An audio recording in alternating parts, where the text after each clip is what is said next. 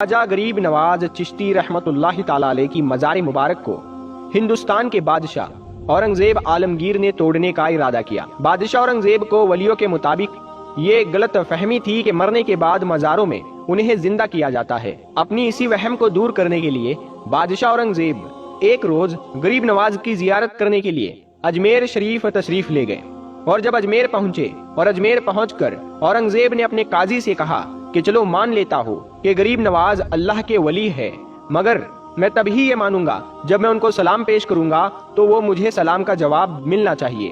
اگر میرے سلام کا جواب مجھے نہیں ملا تو میں مزار شریف توڑ دوں گا۔ تو اورنگزیب عالمگیر جب مزار پر پہنچے اور حاضری دی اور وہاں پر ایک ادنا سا شخص بیٹھا ہوا تھا، وہ شخص انتظار کر رہا تھا، تو بادشاہ اورنگزیب نے اس شخص سے پوچھا، اے شخص کیا معاملہ ہے، تم یہاں پر کیوں بیٹھے ہو اور تم پریشان لگ رہے ہو؟ تو اس شخص نے بادشاہ اورنگزیب سے فرمایا، حضرت میں آنکھ سے نبینا ہوں، یعنی میں اندھا ہوں، اور کافی عرصے سے خواجہ غریب نواز رحمت اللہ تعالی علیہ سے دعا کر رہا ہوں کہ میرے آنکھوں کی روشنی واپس آ جائے، لیکن کوئی فائدہ نہیں ہوتا۔ میں کافی عرصے سے یہاں حاضری دیتا ہوں اور رو رو کر دعا کرتا ہوں کہ اللہ تعالیٰ اپنی اس ولی کے صدقے میں میرے آنکھوں کی روشنی مجھے عطا کر دے، مگر آج تک مجھے کوئی فائدہ نہیں ہوا، یعنی میری آج تک کوئی حاضری اور دعا قبول نہیں ہوئی۔ تو بادشاہ اورنگزیب نے اس اندھے شخص سے کہا کہ میں مزار پر سلام پیش کرنے کے لیے جا رہا ہوں، اور جب میں واپس آؤں اور تب تک تیری آنکھوں کی روشنی تجھے نہ ملی تو میں تلوار سے تیری گردن اڑا دوں گا۔ اتنا سننا تھا کہ وہ اندھا شخص اور زیادہ پریشان ہو گیا اور زیادہ غمگین ہو گیا، اور وہ اندھا شخص یہ سوچنے لگا، اب تک تو میرے آنکھوں کی روشنی نہیں تھی، لیکن اب میرے گردن کی باری آ گئی۔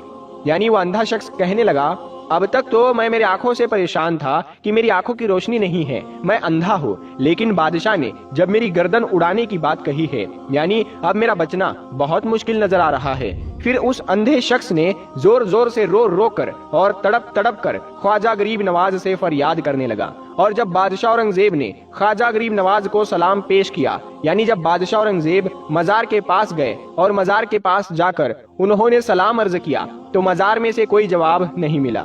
جب بادشاہ اورنگزیب نے ایک مرتبہ سلام پیش کیا تو جواب نہیں ملا، پھر بادشاہ اورنگزیب نے دوسری مرتبہ سلام پیش کیا، پھر بھی سلام کا جواب نہیں ملا، لیکن جب تیسری مرتبہ بادشاہ اورنگزیب نے سلام کیا تو اندر سے آواز آئی کہ وعلیکم السلام ورحمۃ اللہ وبرکاتہ۔ پھر مزار شریف سے آواز آتی ہے، اے بادشاہ اورنگزیب دوبارہ ایسی ضد نہ کرنا، کیونکہ تمہاری ضد کی وجہ سے میں اس اندھے آدمی کی آنکھوں کی روشنی لینے عرش الہی پر گیا تھا، اور اسی وجہ سے تمہارے سلام کے جواب دینے میں دیر ہو گئی۔ سبحان اللہ۔ خواجہ غریب نواز کی کرامت کو دیکھنے کے بعد بادشاہ اورنگزیب رحمت اللہ تعالی علیہ خود ایک اللہ کے ولی بن گئے۔ اللہ اکبر۔ تو میرے دوستو، یہ شان ہوتی ہے اللہ کے ولیوں کی، یعنی یہ واقعہ ہونا تھا کہ بادشاہ اورنگزیب رحمت اللہ تعالی علیہ ایک بہت ہی بڑے اللہ کے ولی بن گئے، جنہوں نے کتاب لکھی ہے فتاوی عالمگیری، جو کہ اسلام کے مطابق جو فتوے دیتی ہے، جو اسلام کے قانون کو مانتی ہے، جو اسلام کے قانون کو دیکھ کر بنایا گیا ہے۔ بڑے بڑے مسائل اسی کتاب سے حل ہوتے ہیں۔ پیارے دوستو، جب خواجہ غریب نواز رحمت اللہ تعالی علیہ اجمیر میں پہنچے، اس وقت ایک مندر تھا جو اجمیر کا سب سے بڑا مندر تھا اور صرف راجاؤں اور رانیوں کی عبادت کے لیے خاص تھا۔ مندر کے ساتھ ہی ایک تالاب تھا جس کا نام انا ساگر تھا۔ ہندو اس تالاب کے پانی کو انتہائی پوتر یعنی بابرکت مانتے تھے۔ ان کا ماننا تھا کہ جو اس تالاب میں نہا لے گا اس کے گناہ جھڑ جاتے ہیں۔ کہتے ہیں اس مندر میں رات کو اتنے چراغ جلتے تھے کہ رات 3.5 من تیل ان چراغوں میں استعمال ہوتا تھا۔ ارد گرد کے کئی دیہات مندر کے نام تھے، یعنی ان دیہات کی آمدن مندر پر خرچ ہوتی تھی۔ مندر میں ہزاروں لوگ رہتے تھے جن کا کام آنے والوں کی رہنمائی دیکھ بھال کرنا تھا کہ کون سا خدا بیٹے دیتا ہے، یعنی کون سا دیوتا بیٹے دیتا ہے، کون سا دیوتا صحت اور تندرستی کا مالک ہے، اور کس مورتی کی پوجا سے دولت مہربان ہوتی ہے۔ خواجہ غریب نواز رحمت اللہ تعالی علیہ اس مندر میں تشریف لے گئے اور انا ساگر سے کچھ فاصلے پر چٹائی بچھا کر اپنے مریدوں کے ساتھ بیٹھ گئے۔ عصر کا وقت ہونا ہی چاہتا تھا، لہٰذا آپ رحمت اللہ تعالی علیہ نے حضرت قطب الدین بختیار کاکی رحمت اللہ تعالی علیہ سے اذان دینے کو کہا۔ کفر و شرک کے گڑھ میں اجمیر میں اللہ کی وحدانیت پر محمد مصطفیٰ صلی اللہ تعالی علیہ وسلم کی رسالت کا یہ پہلا اعلان تھا۔ وہ لوگ اسلام سے مکمل طور پر لا علم تھے، وہ نہیں جانتے تھے کہ اسلام کیا ہے۔ چنانچہ اذان کی آواز سن کر وہ حیران ہو گئے اور اپنے گھر سے نکل آئے۔ سب مسافروں نے انا ساگر کے پانی سے وضو کیا اور نماز پڑھنا شروع کیا۔ सब हिंदू हैरान रह गए कि सब भगवान तो अंदर है, तो ये लोग आंगन में किस भगवान को सजदा कर रहे हैं। जब शाम हुई तो राजा के ऊंट जो दिन में चरने के लिए गए हुए थे अपने चरवाहों के साथ वापस आने लगे। इत्तेफाक से जहां हजरत ख्वाजा रहमतुल्लाहि ताला अलैह अपने साथियों के साथ बैठे थे वो जगह राजा के ऊंटों के बैठने की थी। चरवाहों ने बाबा साहब रहमतुल्लाहि ताला अलैह से कहा, उठो बाबा, ऊंटों के बैठने की जगह खाली करो। आप रहमतुल्लाहि ताला अलैह ने फरमाया, इतना मैदान पड़ा है, ऊंट तो कहीं पर भी बैठ सकते हैं, क्यों मुसाफिरों को तंग करते हो। और वो मुसलसल कहते रहे कि ऊंट इसी जगह बैठेंगे। आखिर उन्होंने बहुत बदतमीजी से कहा, ये राजा के ऊंटों के बैठने की जगह है और इधर राजा के ऊंट ही बैठेंगे, तुम लोग कहीं और डेरा लगाओ। आखिर आप रहमतुल्लाहि ताला अलैह ने उठते हुए हजरत कुतुबुद्दीन बख्तियार काकी रहमतुल्लाहि ताला अलैह से फरमाया, उठो कुतुबुद्दीन, ये कह रहे हैं कि ऊंटों के बैठने की जगह है, तो चलो ऊंट ही बैठे रहे। ये कहकर आप रहमतुल्लाहि ताला अलैह अपने साथियों समेत वहां से उठ गए। अगली सुबह जब ऊंटों की चराई के लिए ले जाने का वक्त आया और चरवाहों ने ऊंटों को उठाना चाहा तो उन्हें पता चला कि ऊंट तो उठने के काबिल ही नहीं है। उन्होंने ऊंटों को मार मार कर जबरदस्ती उन्हें उठाना चाहा, लेकिन वो बैठे ही रहे। चरवाहे परेशान थे कि जो ऊंट उनके एक इशारे पर उठ के बैठ जाते थे, आज क्या हुआ है, क्यों नहीं उठ रहे हैं। आखिर उन सिपाहियों को याद आया कि कल उस मुसाफिर ने ये कहा था कि चलो ऊंट ही बैठे रहेंगे, तो लोग इकट्ठा होना शुरू हो गए। कोई कह रहा था कि फकीर कोई काबिल जादूगर है और किसी ने ख्याल जाहिर किया कि कोई भगवान का अवतार है। धीरे धीरे बात राजा तक पहुंच गई कि एक मुसाफिर फकीर ने राजा के ऊंटों पर जादू कर दिया है।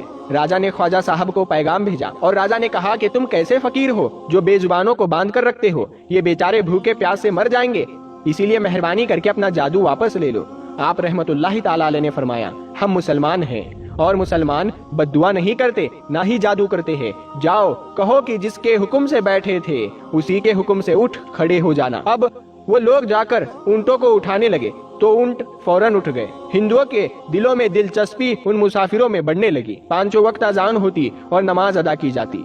आखिर राजा तक ये बात फिर पहुंच गई कि कुछ फकीर आए हैं जो मुसलमान हैं, पांचों वक्त अजान देते हैं और हमारे पवित्र तालाब को हाथ मुंह धोकर भ्रष्ट करते हैं, यानी कि नापाक करते हैं, और तो और हमारे धर्म के खिलाफ बातें करते हैं। कहते हैं कि ये मूर्तियां पूजने के काबिल नहीं है, ये तो महज पत्थर है, इसीलिए उन्हें यहाँ से उठाया जाना चाहिए। राजा ने फकीरों को पैगाम भिजवाया कि तुम लोग गोश्त खाते हो, हमारे धर्म के खिलाफ बोलते हो, और तो और हमारे पाक तालाब को अपने हाथ डालकर नापाक करते हो, जो हम बर्दाश्त नहीं कर सकते, इसीलिए तुम लोग यहाँ से चले जाओ। आप रहमतुल्लाहि ताला अलैह ने फरमाया कि और भी तो इतनी दुनिया आती है, हमारे पानी ले लेने से कौन सी कमी आ जाएगी।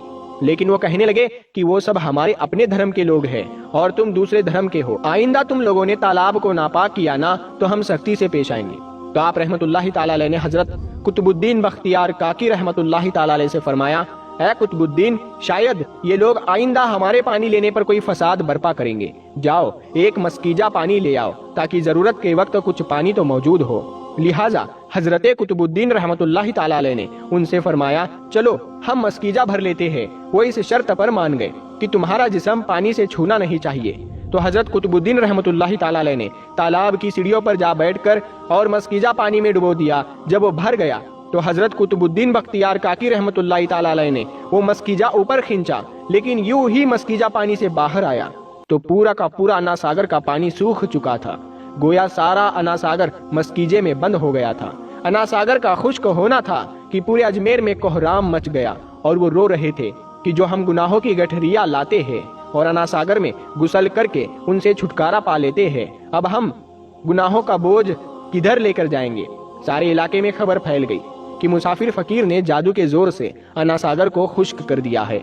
राजा उस नई सूरत हाल से बहुत परेशान था। उसने अपने वजीरों को बुलाया। सबने यही कहा कि फकीर या तो जादूगर है या फिर वाकई कोई कामिल फकीर है। साथ ही वो परेशान हुए कि अजमेर की रौनक तो थी ही अन्ना सागर के दम से, उसी की वजह से लोग दूर दूर से अजमेर आते थे और अपना ईमान ताज़ा करके लौटते थे। अन्ना सागर के खुश्क हो जाने से हिंदू धर्म की प्रचार को बहुत बड़ा धचका लगेगा और ये बहुत तशवीशनाक बात थी। आखिर तय पाया कि फकीर से बात की जाए।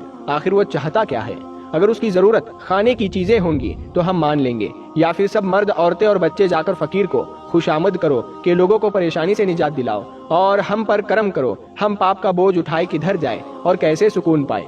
یہ کام زیادہ آسان تھا، لہٰذا تمام لوگ بابا صاحب رحمت اللہ تعالیٰ علیہ کے پاس آئے اور بولے، بابا تم بھی وضو کر لیا کرنا، لیکن بھگوان کے واسطے ہمارا ناساگر ہمیں لوٹا دو۔